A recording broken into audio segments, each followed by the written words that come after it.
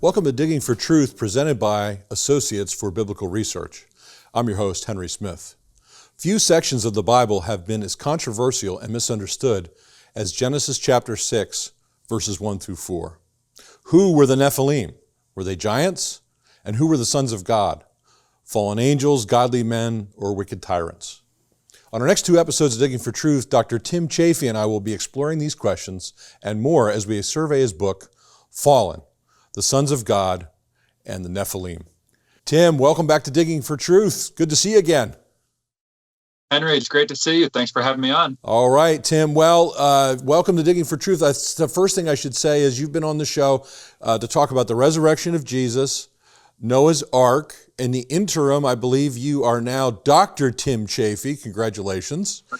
Thank you. Yeah, that's wonderful, wonderful. I'm working on that, but I keep joking around when I get my diploma, I'm going to pick up my Social Security check at the same time. I was happy to say I graduated before I turned 50, which that just happened about a month ago. Oh, hey. I've got a T-shirt from a good friend. Everybody needs friends like this that says, "I'm a doctor, but not the kind that helps people." So. Yeah. That's good. Okay, so yeah, I know the feeling. Congratulations on the Big 5-0 too. So let's start by just have you give just a little intro about yourself and tell us why the Nephilim are of such great interest to you since you wrote this gigantic book. Tell us about it. Yeah, so real quickly, people who've seen me on the show before maybe remember that I work for Answers in Genesis, Ark Encounter, Creation Museum. And so what I want to make sure I'm clear up front that what we're going to talk about in the next two episodes are my own views, because AIG does not take an official position on many of the details in this passage. So don't view that as an endorsement from AIG. These are my own thoughts. It was based on my THM thesis that I completed back in 2011 and then was able to expand it. One of the reason it was interesting to me is I've been called Nephilim over and over and over again because I'm 6'9", and so many people call me a giant. And you have this passage in the Bible that seems to be talking about them, and I thought, well, let me dive in. It's a little bit weird, and I kind of like things in the Bible that are weird. So, has somebody done some real good scholarly research on this? And when I was seeking to complete my THM, I realized there's not a lot out there. Most of what you have is sensationalistic, and I wanted to avoid that. I wanted a real detailed Bible study on Genesis 6, 1 through 4, and that's what gave rise to the book that you just held up. Yeah, it's really incredible how 4 or 5 verses in the Bible can lead to 400 or 500 pages of work in a decade of time, right? Yeah, exactly. It's incredible how rich and deep the Bible can be. Okay, so during the episodes, we're going to put up on the screen at times your translation of these passages to help guide our audience along as we go through it. But the first thing we want to ask is the question from verse 2 is, who are the sons of God? And historically, what have been the three main views that have been out there in both Judaism and the church? Yeah, I think that's really the key question to understanding the rest of the passage, because if you correctly identify who the sons of God are, then you're the rest of the passage will fall into place. So it's historically the earliest view, as far as we know, going back to the intertestamental writings, Jewish writings, the sons of God were considered to be angelic beings who rebelled against God and came down and married women. They had children with them. These were that were giants, so these would be the Nephilim, and that was really the only view we know of until the very end of the first century, maybe beginning of the second century. And you had a few rabbis who said that they no longer accepted that view. In fact, they held to one that's kind of like a wicked tyrant. I call it the royalty view in the book, where the sons of God were either judges or kings who viewed themselves as divine. And then the third view that came along and actually dominated church history from about the time of Augustine onward, so around 400 AD, is known as the Sethite view. And that is that the sons of God were descendants of Adam in the line of Seth, which were just talked about in chapter 5 of Genesis. And then the daughters of men would be women in the line of Cain, which was talked about at the end of chapter 4. And so you'd have this allegedly godly line of men from Genesis 6 intermarrying with, from chapter 5, intermarrying with ungodly women from chapter 4. So those are the three main views as to the identity of the sons of God. Yeah, so let's focus a little bit on the Sethite view, because that's the view that I've read about probably the most, generally speaking. And I like the way in the book you walk through the passage to show how you have to keep switching the meaning of the term. In the Hebrew, it's Adam, which is sometimes translated as Adam, but often as mankind. It's used like 4 times in the passage, and you have to keep switching the meaning in order to hold to the Sethite view. Explain that to the audience, because that was really clear to me, contextual, just easy to understand, if you would. Sure. Yeah. In verse 1, it says it came to pass when men, so mankind in general, when Adam began to multiply on the face of the earth, and daughters were born to them. So man is multiplying on the face of the earth, and daughters are born to these men, which is referring to all men generally. Then the very next verse says, the sons of God saw the daughters of men. Well, who would the daughters of men be? Well, naturally, in the context, it's the people that were just referred to in verse 1, the daughters that were born to men in general. But the Sethite view says, no. In verse 2, now it's only daughters of men are only the daughters who are in the line of Cain in Genesis chapter 4. And there's quite a few problems with that in the sense that daughters are never mentioned in Cain's line. Now, surely they had them. There is one woman named at the very end of that line, which is Naamah, who's the sister of Tubal-Cain. But in Seth's line in Genesis chapter 5, you have sons and daughters named in every single generation. So if you're going to talk about the daughters of men and you're going to single out one of these lines, why would it not be the line in chapter 5 from Seth's line?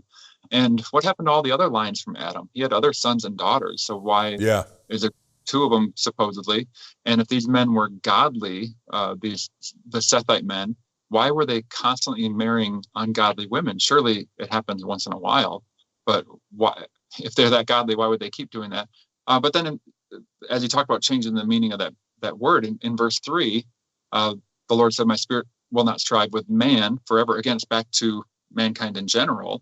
And then in verse 4, it's the sons of God and the daughters of men. Again, you have to reduce that back to a particular group of men. And so there's no hermeneutical warrant for doing that. It's just it's arbitrary as to reading that onto the passage, and it's really just to fit this view. And the view was primarily developed because they didn't like the primary view at the time, the one that historically was the earliest one. Yeah, I thought your exposition of that was a great lesson for the church in terms of the layperson just sitting down, reading their Bible carefully, and just kind of seeing how the immediate context is unfolding, and how you have to be careful about making switches to meanings of words when the context doesn't warrant it. It was really, interpretation 101, I thought very helpful. Well, believe it or not, Tim, we're at our first break, so we're going to go to that break, and we will be right back. In a culture of intense Bible-denying skepticism, Associates for Biblical Research exists to strengthen followers of Jesus by affirming the authority of the Bible. Our archaeological fieldwork and original research form a strong foundation in upholding the reliability of the Scriptures for students or anyone asking if they can really trust the Bible. Please visit our website and partner with us by joining our prayer team or financially supporting this ministry. And thank you for standing with us. Watch Lighthouse TV wherever you go. Available on Roku, Amazon Fire TV, and Apple TV. Search Lighthouse TV online on your streaming device, or go to our website, lighthousetv.org, for more information. Hi, welcome back to Digging for Truth. I'm here with Dr. Tim Chaffey, and we're talking about the Nephilim. Who were they? Genesis chapter 6. All right, Tim, we were talking about the Sethite view and some of the problems with just the intertextual interpretation. Would you like to add any more about that view that you see as problematic? How much time do we have? No, I'm just kidding. Real quickly. Well, you got to read the book to have it, then you'll get the whole argument. That's right. We're just getting the tip of the iceberg here on all of these. So if people are like, why didn't they cover this? Well, because there's so much to it. Real quickly, some of the problems with this view is it doesn't explain why, the sin that was so severe that helped bring about the flood. Why would, believer marrying unbeliever? Surely that we know that's not supposed to happen, but it still happens today. It's happened throughout history. It never warranted such drastic judgment from God. And verse 4 tells us that this was happening before the flood and also after the flood. But if all the Canaanites are wiped out in the flood, how does it happen again after the flood? So it doesn't tell us why they would produce giants, which the Nephilim are the result of these unions, as verse 4 tells us. So there are so many problems with the Sethite view. And what I've found is that the primary argument that people use for it is an argument against the fallen angel view. It's not that they're making a case for the Sethite. They're just saying, well, the fallen angel view is impossible because we'll get to it in a little while, but that Jesus says that can't happen, therefore must be my view. Well, there are other views as well, so that doesn't provide an argument for the Sethite view. Yeah, that's a good way to put it. Now, the other view, we'll just touch on this real quick, and again, throughout the show, we'll encourage people to pick up a copy of your book, but is the royalty view. Give us a quick synopsis of that one. Yeah, so that one essentially says that the sons of God were judges or kings who viewed themselves as divine, and their sin was that they were taking wives of whomever they chose. So they were taking women and having polygamous marriages. So they had a large harem, and they're kind of forcing women into these harems. And of course, that's violating, one man, one woman for life. What we see laid out in the early chapters of Genesis, but that's God's design for marriage. Again, why would that warrant such a huge catastrophe of the flood? Because that's happened since the flood and continues to happen. It's not ideal. It's not what's supposed to happen. But that is not what the text tells us. Now, in English, it may look like that when it says that they took wives from whomever they chose. And it sounds really bad in English, but that's just the Hebrew idiom for getting married. So after Sarah dies, Abraham took Keturah as wife. Do we think that he forced her into a polygamous marriage? The next generation, you have Isaac, who took Rebekah as wife, and we know she was a willing bride. She's the one who said she said, "Yeah, I'll go with this man back with Abraham's servant back to meet Isaac and marry him." So she was willing. This was not a forced arrangement. It's just the Hebrew idiom for marriage. And so it doesn't even align with the text. And there's a bunch of other things as far as these rulers viewing themselves as divine. That concept is not as predominant in the ancient Near East as a lot of scholars would have us believe. And so it's very questionable whether or not that's even in the mind of the author here, or that the term could ever really even apply to them.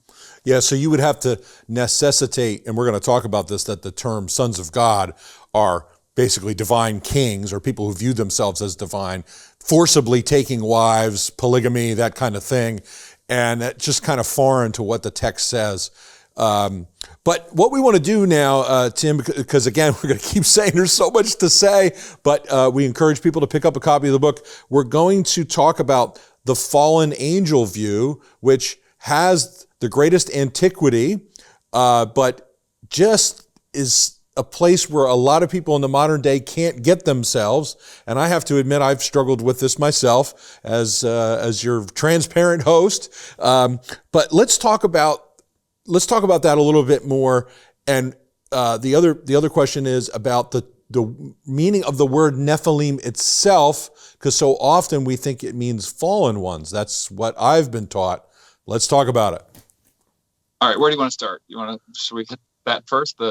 Let's do it. Yeah. So explain the Nephilim meaning, and then let's go to the fallen angel view broadly.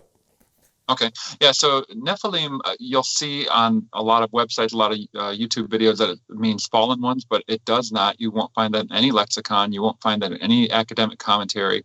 And what they want to use the Hebrew verb nafal, which means to fall, and they want to say, well, if you use this verb and as a participle, then it's going to mean fallen ones. And that's simply not true, because if you're going to use this verb and then convert it to a participle, whether it's active or passive, Hebrew goes through predictable morphology when you do that. And the word would actually become either Nephilim or Nephilim. It does not become Nephilim. And I had somebody go through it and look at 50 different examples in the Bible of verbs changing like that, and it never once followed the vowel pattern of what would need to happen to make it Nephilim. What we do know is from Aramaic, there's a noun, Nephil, which is a singular noun meaning giant. And if you make that plural, it's Nephilim with an N as a Nancy ending, because in Aramaic, the masculine plural has that ending. In Hebrew, it would be Nephilim. And so the word just means giant, Nephilim is plural, so it means giants. And that's how they're described in the passage. That's how that's described later on in Numbers 13 when they're talked about. And that's what the lexicons tell us. That's what the academic commentaries tell us. It just means giants. Yeah, I had just by default sort of absorbed that view that it had come from the verb. So we had about 45 seconds or so. Give us the quick synopsis of what the fallen angel view is again, just to make it clear of what we're saying, what we think the text is teaching us here, and then we're going to build on that more in our next segment. Yeah, so essentially what it's saying is the sons of God, the Hebrew is B'nai Ha-Elohim. They came down, they saw that women were beautiful, they took them as wives, they married them and had children with them, and these were the Nephilim, the giants. And what they did was part of the extremely sinful world that existed before the flood. And so it helped precipitate the flood judgment. Okay. Well, I'm sure that's triggering a lot of questions in the minds of our listeners and viewers. And we're going to explore those questions together, Tim, because in the book you do an excellent job of really exploring all of the different rabbit holes and angles and questions that would come up. So in our next segment, we're going to continue to build on this with our friend Tim Chaffey. We'll be right back. Bible in Spade is a non-technical quarterly publication published by the Associates for Biblical Research. Written from a scholarly and conservative viewpoint, Bible in Spade supports the inerrancy of the biblical record and is a must-read for both the serious Bible student and anyone asking if they can really trust the Bible. Archaeological evidence, properly interpreted, upholding the history of the Bible. Subscribe today at BibleArchaeology.org. Digging for Truth is produced and recorded in the studios of Lighthouse TV. Positively different.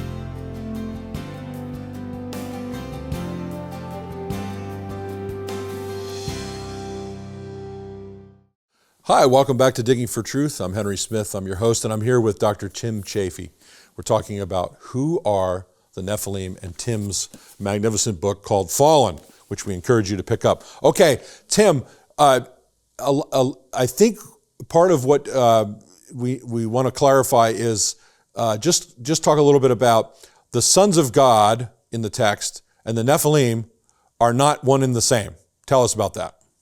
Yeah, they're not. If you look at verse 4, it tells us the Nephilim were on the earth in those days, and also afterward, whenever the sons of God, came into the daughters of men, whenever that activity happened, the Nephilim were on the earth as a result of that. So they're two different entities, the Nephilim being the result of that illicit union between the sons of God and the daughters of men. And I think a lot of times people just get confused and conflate those two terms. So I think it's important to clarify that.